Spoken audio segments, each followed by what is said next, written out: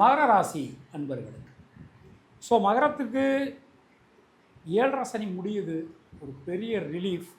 என்னதான் ராசிநாதனாக இருந்தாலும் ஒரு ரிலீஃப். ஆனால் ராகு கேது 2-8க்கு வர்றாங்க. ஸோ சர்ப்பகிரகங்கள் 2-8க்கு வரும்போது குரு 6க்கு போயிடுறாங்க. மகர ராசி அல்லது மகர லக்னம் அவளுக்கு எப்படி இருக்குது அப்படின்னா, இந்த குடும்பம் சம்பந்தமான விஷயங்களில் வார்த்தைகள் கொஞ்சம் கவனமாக பார்த்து பேசணும். எப்போதுமே வாழ்க்கை துணையிட்ட வார்த்தைகள் கவனமாக பேசணும். அது ஒரு குளோபல் ரூல். இருந்தாலும் அப்பா அம்மாட்ட பேசும்போதோ, இல்லை மாமனார் மாமிகிட்ட பேசும்போதோ, இல்லை சகோதர சகோதரிகிட்ட பேசும்போதோ, இல்லை உறவினர்கள்ட்ட பேசும்போதோ வார்த்தைகளில் கொஞ்சம் கவனமாக நீங்கள் இருந்துக்கிறது உங்களுக்கு நல்லது. இந்த வருஷத்தை நம்ம எடுத்துட்டோம்னா கடன் சம்பந்தமான பிரச்சனைகள் நீங்கள் பெறுவீர்கள். கடன்கள் விலகும். கடன் பிரச்சனைகள் நீங்கும். குடும்பத்தில் இருந்து வந்த சிக்கல்கள் குழப்பங்கள் அனைத்தும் நீங்கள் பெறுவீர்கள்.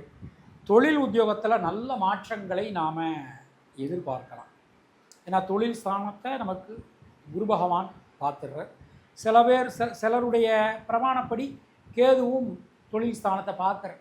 ஏன்னா 3-7-11 அவருக்கு பார்வை உண்டு இல்லையா? ஸோ அவரும் நமக்கு பார்க்குறார். அதனால் தொழில் உத்தியோகத்தில் நல்ல மாற்றங்கள் உறுதி. நீங்கள் எதெல்லாம் திட்டமிடுறீங்களோ அது எல்லாமே உங்களுக்கு நிச்சயமான முறையில் கிடைக்கும். ஒரு புதுசாக தொழில் ஆரம்பிக்கணும், நான் அது சம்மந்தமாக போய் முயற்சி பண்ணுறேன், கண்டிப்பான முறையில் நடக்கும். அதில் எந்த சந்தேகமும் வேண்டாம்.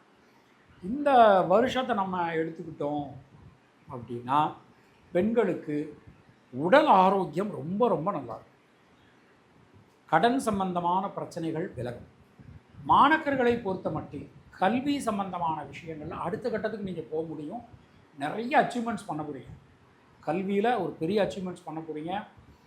உங்களுடைய லைஃப்லேயே மறக்க முடியாத ஒரு வருஷமாக அந்த வருஷமானது இருக்கும். உத்திராடம் நட்சத்திரத்தில் பிறந்தவர்களுக்கு புதிய தொழில் வாய்ப்புகள், உத்தியோக வாய்ப்புகள் கிடைக்கப் பெறுவீர்கள். திருவோணம் நட்சத்திரத்தில் பிறந்தவர்களுக்கு லாப முன்னேற்றம் அதிகரிக்கும். முயற்சிகளில் இருக்கக்கூடிய தேக்க நிலை அனைத்தும் விலகும். அவிட்டம் நட்சத்திரத்தில் பிறந்தவர்களுக்கு சுப விரய செலவுகள் உண்டாகும். பல விதத்திலும் நன்மைகள் ஏற்படும். பயணங்கள், வெளியூர் வெளிநாடு பிரயாணங்கள் உங்களுக்கு ரொம்ப ரொம்ப சிறப்பாக இருக்குது.